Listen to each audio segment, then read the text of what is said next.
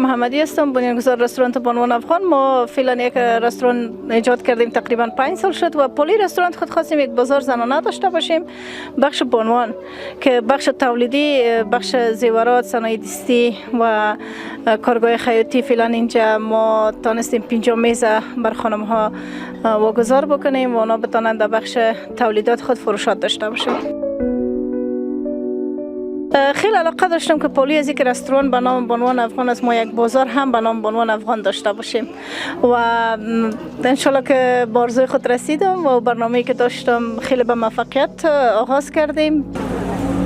انشالله که یک آغاز نو و بازار بزرگ.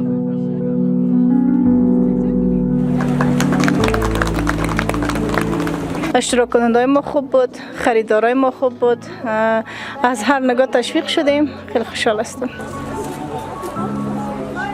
بازاری که ما اینجا داریم این دائمی است. فعلا یک بازاری است که اگر ما حمایت شویم، خود حکومت هم روی همکاری کنه، تجارای محترم همکاری کنه، اعضایی که دوست دارن بانوان رشد بکنه.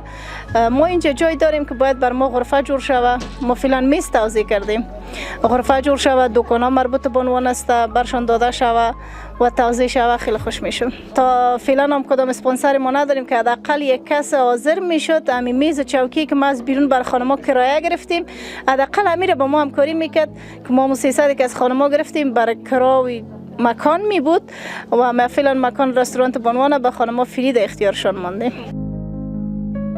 اگر خانم میتونه در هر نوعه، مثلا شنبه بازار افتتاح بکنه، دوشنبه بازار افتتاح بکنه، اونقدر سرمایه گزاف کار نداره. اگر آدم بخواد شروع بکنه، از صفر شروع بکنه، این مهم نیست که ما بسیار دکانای مفشن داشته باشیم. حداقل امروز یک کس از اتاق پلی ما ایستاده می بود و میگفت که ما هیچ کاری برشان نمیتونیم، حداقل خود ما آمدیم حمایتشان کردیم.